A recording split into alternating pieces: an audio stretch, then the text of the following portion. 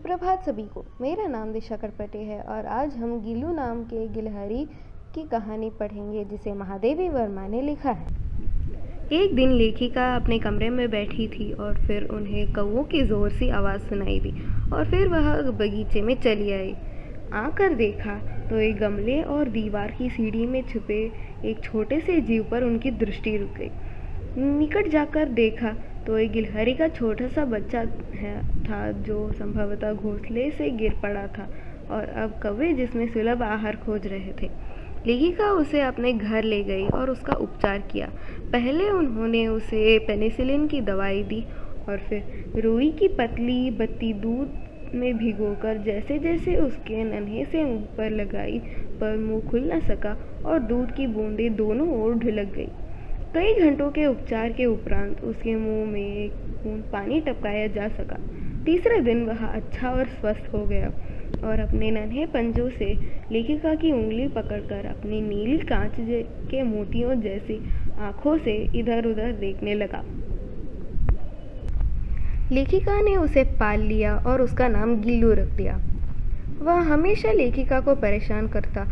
जब भी लेखिका लिखने बैठती तो वह लेखिका के पैरों से चढ़कर पर्दे को पकड़कर उनके कंधे तक आकर उनके सर पे चढ़ जाता ताकि वह लिखना छोड़ उसके साथ खेल सके। वह हमेशा काजू खाता था क्योंकि उसका मनपसंद खाद्य बन गया था। अब गिल्लू का पहला बसंत आ गया था और वह अपने झूले से कूदकर जाली तक आकर दूसरे गिलहरियों को पूरा दिन निहारता। इसे देख लेखिका ने उसे आज़ाद कर दिया। पूरा दिन वह बाकी गिलहरियों का नेता बना फिरता और फिर घर वापस लौट आकर फिर से लेखिका के आसपास घूमता और उन्हें परेशान करता। उसी बीच मोटर दुर्घटना में लेखिका को कुछ दिन अस्पताल में रहना पड़ा। उन दिनों जब उनके कमरे का दरवाज़ा खोला जाता तो गिल्लू अपने झूले से उतरकर दौड़ता और फिर किसी दूसरे को देखकर उसी तेज़ी से अपने घोंसले में जा बैठता।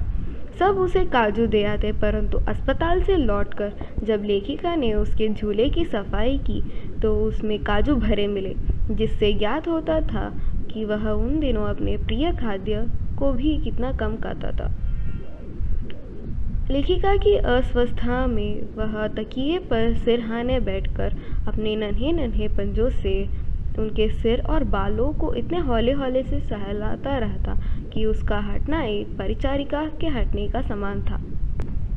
समय बीत गया और गर्मियाँ भी बीत गई। जैसा कि हम जानते हैं कि गिलहरियों के जीवन की अवधि 2 वर्ष से अधिक नहीं होती, अतः गिल्लू की जीवन यात्रा का अंत आ गया था। दिन भर उसने न कुछ खाया न बाहर गया। रात में अंत की यातना में भी वह झूले से उतरकर लेखिका के बिस्तर पर आया और ठंडे पंजों से उनकी वही उंगली पकड़ ली जिसे उसने अपने बचपन के मरणासन स्थिति में पकड़ा था।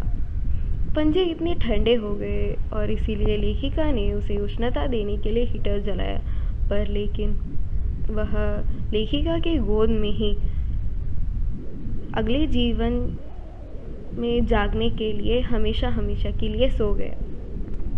उसका झूला हटा दिया गया और उसकी समाधि सोनजूही की एक पीली फूल के नीचे बनाया गया, इसीलिए क्योंकि उस लघुगात का किसी वासंती दिन जूही के पति छोटे फूल में खिल जाने का विश्वास लेखिका को बहुत संतोष करता था। इसी के साथ गिल्लू की कहानी का अंत होता है। धन्यवाद। मेरा नमस्कार, मैं कामरान अहमद बबलेश्वर कक्षा 9 से इधर आपको हामिद का पाठ के बारे में थोड़ी जानकारी देने वाला हूँ। इस पाठ के लेखक हैं एस.के. पुटेकाट, जिनका जन्म 14 मार्च 1913 में हुआ था और मृत्यु 6 अगस्त 1982 में हुई थी। पाठ की शुरुआत कुछ इस तरह से हुई। लेखक अपने घर में कुर्सी पर बैठे हुए अखबार पढ़ रहे थे और अखबार की हेडलाइन थी तक्षशिला में आगजनी। तक्षशिला यानी वो एक प्लेस है, एक तक्षशिला हिंदुस्तान में है और दूसरी तक्षशिला पाकिस्तान में। जो इस पाठ में तक्षशिला के बारे में बताया गया है वह पाकिस्तान का तक्षशिला है।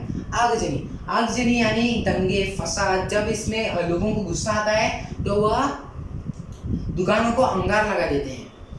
इस खबर को सुनते ही लेखक को हामिद खां की याद आई और उन्होंने भगवान से विनती की कि ए भगवान मेरे हामिद खान की दुकान को इस आगजनी से बचा लेना। 2 साल पहले जब लेखक पाकिस्तान को गए थे खंडर देखने के लिए, तब वहाँ पर कड़कड़ाती धूप थी और लेखक के भूख के मारे बुरा हाल हो रहा था। तभी स्टेशन के 100 मील दूर वहाँ पर एक गांव था। लेखक जैसे ही गांव के अंदर चले गए, वहाँ पर हस्तरेखाओं जैसी गलियाँ थी और कहाँ देखे वहाँ पर धुआं मच्छर थे। और लेखक ने तो कहीं पर कहा है कि सड़े हुए चमड़े ने उनका स्वागत किया। तभी उनको एक चपाती की खुशबू आई। उन्होंने पलट कर देखा तो वहाँ पर एक दुकान था। उन्होंने खुशी खुशी दुकान के अंदर चले गए। जैसे ही अंदर गए, वहाँ पर एक पठान अंगठी पर ठहर कर चपातियाँ बना रहा था। लेखक आकर अंदर बैठ गए। पठान अपने हाथ का आटा छोड़कर लेखक को घूर घूर से देखने लगा। लेखक ने भी पठान कर देखकर मुस्कुरा दिया। पठान फिर से लेखक को घूर घूर से देखने लगा। लेखक ने पूछा, खाने को कुछ मिलेगा? पठान ने बोला, हाँ, सालन सब्जी और चपाती है। फिर पठान ने पूछा, आप कहाँ के रहने वाले हो? लेखक ने बोला, मालाबार के। पठान ने थोड़ा सोचा, मालाबार ये तो हिंदुस्तान में है ना? तो लेखक ने बोला, हाँ, चेन्नई से थोड़ी ही दूरी पर है। तो फिर लेखक ने पूछा, क्या आप हिंदू हो? पठान ने पूछा, क्या आप हिंदू हो? लेखक ने जवाब दिया, हाँ, एक हिंदू ही परिवार में जन्म लिया है।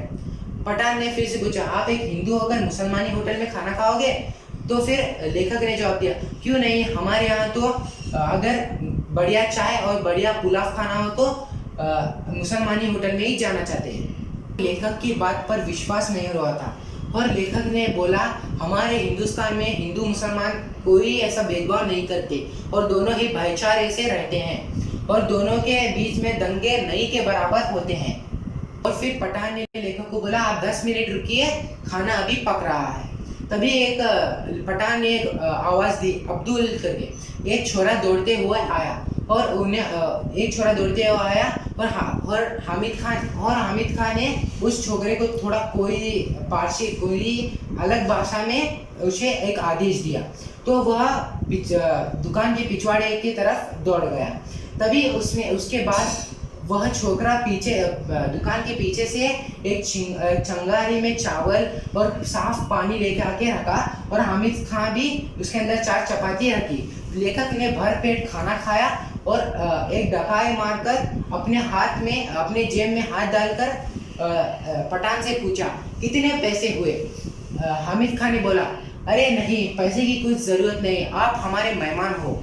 तभी उतने में ही लेखक ने बोला, मेहमान नवाजी की बात अलग है, आपको मेरी कसम, आपकी दुकानदारी की कसम, आपको मेरे पैसे लेने ही पड़ेंगे। उतने में ही पठान ने पैसे ले लिया और वो पैसे फिर से लेखक के हाथों में रख दिया और बोला, ये आपके हाथों में ही रख दे, मैंने आपसे खाने के पैसे ले लिए हैं, ये पैसे मैं आपको दे रहा हूँ। जब आप हिंदुस्तान पहुंचे तो वहाँ पर एक मुसलमानी होटल में खाना खा लेना। बोला, इस पैसे से खाना खाकर अपने तक्षशिला के दोस्त हामिद खान को याद करना। उतने में ही लेखक वहाँ से निकल गया और वह तक्षशिला को लौट गया और लेखक ने बोला कि वह उसका आखिरी बार थी जहाँ वह हामिद खान से मिला था और उसने फिर से भगवान से विनती की कि ये भगवान मेरे हामिद खान की दुकान को इस आगजनी से बचा लेना, क्योंकि जब कड़कड़ाती धूप में वह मुझे छाया दी और मुझे भरपेट खाना खिलाया। ठीक है, मैं कामरान अहमद बबलेश्वर यह चैप्टर को एंड करने जा रहा हूँ। धन्यवाद। मेरा नाम सोहम दीपक निटुरे, मैं अक्षरा पब्लिक स्कूल से कक्षा 9 में पढ़ता हूँ। तो आज की इस वीडियो में हम हिंदी के छोटे से पार्ट पे जिसका नाम गिल्लू है उस पर हम कुछ चर्चा करेंगे। और इस पाठ के लेखक का नाम है माधवी वर्मा। का परिचय, लेखक का नाम है माधवी वर्मा। इनका जन्म 26 मार्च 1907 में हुआ था और इनकी जन्मभूमि उत्तर प्रदेश में फरीदाबाद में है। इनके पिता का नाम श्री गोविंद प्रसाद वर्मा है और माता जी का नाम श्रीमती हेमा रानी वर्मा। शुरुआत कुछ इस तरह होती है कि अचानक एक दिन माधवी वर्मा जी देखती है कि एक गमले के चारों ओर 2 कौवे छुआछूत के जैसा कुछ खेल खेल रहे हैं। फिर कुछ देर बाद उन्हें पता चलता है कि उस गमले के बीच एक छोटे से गिलहरी का बच्चा है जो कि बहुत बुरी तरह घायल हो पड़ा है।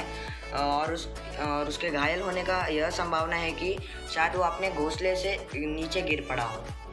पर सबने यह कहा कि इस गिलहरी के बच्चे का बचना तो नामुमकिन है, क्योंकि कौवों ने इसे चोंच मार के सब इसका बहुत बुरा हाल कर दिया है और ये बहुत बुरी तरह से घायल हो पड़ा है। बढ़ते हैं पाठ के अगले भाग की तरफ, जो है पाठ का अगला भाग, जिसके अंदर लेखक ने फूल के रखने वाली डाली को लेके उसके अंदर रुई को भर के खिड़की में टंगा दिया ताकि वह गिल्लू वहाँ पे उसमें बैठ के आराम कर सके। उसके बाद बीतने के बाद गिल्लू के जीवन का पहला बसंत आया, जिसके अंदर नीम और चमेली की खुशबू उसे आकर्षित करती थी, जो कि धीरे धीरे उसके कमरे में आती थी और उसे ललचाती थी। और लेखक को यह भी परेशानी होती थी कि गिल्लू बहुत छोटा है, तो उसे कुत्ते और बिल्लियों से बचाना भी बहुत ही मुश्किल था। पर समय बीतने के बाद जब वह बड़ा हो गया तो वह बाकी गिलहरियों के साथ घुल मिल गया और उन गिलहरियों का नेता भी बना। पर कभी किसी दूसरे जानवर की हिम्मत नहीं हुई कि लेखक के साथ बैठ के उनके थाली में खाना खाए। पर गिल्लू एक ऐसा जानवर था जो उनके थाली में मतलब उनके साथ बैठ के खाना खाता। काजू भी उसका सबसे मनपसंद आहार था, और जब भी उसे काजू नहीं मिलते थे तो वो अन्य खाने को खाता ही नहीं था। जी, तो अभी हम पढ़ते हैं हमारी पाठ के अंत की तरफ, जिसके अंदर लेखक के साथ मोटर की दुर्घटना घट जाती है, जिसके वजह से उन्हें अस्पताल में रहना पड़ता है, वो भी कुछ दिन तक। और जब लेखक मतलब ठीक होके जब वो अपने वापस घर आई तो उन्होंने देखा कि गिल्लू के उस छोटे से घर में काजू वैसे ही पड़े रहते थे और कुछ तो नीचे भी गिर जाते थे। मतलब इसका मतलब उन्हें पता चल गया था कि उनकी अनुपस्थिति में वो खाना ही नहीं खाता था। तो जब लेखक घर पे पहुंची तो जब वो सोने गई थी तो गिल्लू उनके बेड पे आया और उन नन्हे पंजों से उनकी बाल और सर को हौले हौले सहलाता था। इसी बीच गर्मियों का मौसम भी आ गया और गिल्लू ने एक बहुत ही अच्छा उपाय सोच रखा था गर्मी से बचने का, कि जब लेखक काम करती थी तो उनके बाजू में एक मटका रहता था जो कि ठंडा पानी देने का काम करता था। तो गिल्लू उस मटके के ऊपर चढ़ के बैठ जाता था ताकि उसे ठंडी हवा मिले और वो लेखक के साथ खेल भी सके। फिर अचानक गिल्लू ने एक दिन खाना ही बंद कर दिया। फिर अचानक रात में वो लेखक के पास आके अपने ठंडे पंजों से उनके हाथ को चिपक गया था। फिर लेखक ने जब यह महसूस किया कि उसका हाथ और मतलब बहुत ठंडे पड़ चुके तो उन्होंने जाके हीटर चला दिया ताकि उसे गर्मी लग पाए। फिर कुछ वक्त बीतने के बाद प्रथम किरण के वह किसी और दुनिया में जाने के लिए सो गया। छोटा सा सारांश जो कि गिल्लू पाठ के ऊपर आधारित था। उम्मीद है आपको ये पसंद आया होगा। मिलते हैं अगले वीडियो में। धन्यवाद। आई तो उन्होंने देखा कि गिल्लू के उस छोटे से घर में काजू वैसे ही पड़े रहते थे और कुछ तो नीचे भी गिर जाते थे। मतलब इसका मतलब उन्हें पता चल गया था कि उनकी अनुपस्थिति में वो खाना ही नहीं खाता था। तो जब लेखक घर पे पहुंची तो जब वो सोने गई थी तो गिल्लू उनके बेड पे आया और उन नन्हे पंजों से उनकी बाल और सर को हौले हौले सहलाता था। इसी बीच गर्मियों का मौसम भी आ गया और गिल्लू ने एक बहुत ही अच्छा उपाय सोच रखा था गर्मी से बचने का, कि जब लेखक काम करती थी तो उनके बाजू में एक मटका रहता था जो कि ठंडा पानी देने का काम करता था। तो गिल्लू उस मटके के ऊपर चढ़ के बैठ जाता था ताकि उसे ठंडी हवा मिले और वो लेखक के साथ खेल भी सके। फिर अचानक गिल्लू ने एक दिन खाना ही बंद कर दिया। फिर अचानक रात में वो लेखक के पास आके अपने ठंडे पंजों से उनके हाथ को चिपक गया था। फिर लेखक ने जब यह महसूस किया कि उसका हाथ और मतलब बहुत ठंडे पड़ चुके तो उन्होंने जाके हीटर चला दिया ताकि उसे गर्मी लग पाए। फिर कुछ वक्त बीतने के बाद प्रथम किरण के वह किसी और दुनिया में जाने के लिए सो गया। छोटा सा सारांश जो कि एक गिल्लू पाठ के ऊपर आधारित था। उम्मीद है आपको ये पसंद आया होगा। मिलते हैं अगले वीडियो में। धन्यवाद। शुभ प्रभात सभी को। मेरा नाम वसफिया है और मैं 9वीं कक्षा से हूँ। आज मैं गिल्लू पाठ के बारे में बताने जा रही हूँ। तो इस पाठ की लेखिका महादेवी वर्मा है। तो इस पाठ में होता क्या है, जब महादेवी वर्मा सुबह सुबह अपने बगीचे में जाती है तो उनको 2 कौवों की आवाज़ सुनाई देती है। तो वह गमले के पास जाकर देखती हैं तो उनको एक गिलहरी का बच्चा मिलता है जो बहुत घायल हो जाता है और लोग बोलते हैं कि वह अभी बच नहीं सकता और जल्द से जल्द मर जाएगा। पर महादेवी वर्मा उस गिलहरी के बच्चे को अपने घर के अंदर लाती हैं और उसका जो खून है वह रुई से साफ़ कर देती है और उसके घावों पे पेनिसिलिन का मरहम लगा देती है और उसको पीने के लिए दूध भी देती है। और 3 दिन के बाद वह स्वस्थ हो जाता है और बहुत अच्छा हो जाता है। और जब वह स्वस्थ हो जाता है तो महादेवी वर्मा एक डलिया लेकर उसके अंदर रुई बिछाकर उसका एक घर बना देती हैं और 2 साल तक वही उस प्राणी का घर होता है। और उसकी जो जातिवाचक संज्ञा होती है उसको बदलकर व्यक्तिवाचक के रूप में लाकर उसका नाम गिल्लू रख दिया जाता है। और उसके बाद क्या होता है, जब भी महादेवी वर्मा लिखने बैठती है तो गिल्लू उनका जो मन है वह आकर्षित करने के लिए उनके पैर पर चढ़कर, उनके सर पर चढ़कर पर्दे पर कूद जाता था और वही गति से नीचे भी आ जाता था। और वह यह तब तक करता था जब तक महादेवी वर्मा खुद उठकर उसको पकड़ ना ले। और जब महादेवी वर्मा उसको पकड़ लेती थी तो वह उसको एक लिफाफे में बंद कर लिफाफे में डालकर एक दीवार के सहारे खड़ा कर देती थी। उसके बाद क्या होता है, जब भी उसको भूख लगती है तब वह चिक चिक कर आवाज़ करता है और महादेवी वर्मा उसको काजू या बिस्किट्स देकर खाने देती हैं और वह कुतर कर उसको खा भी लेता है।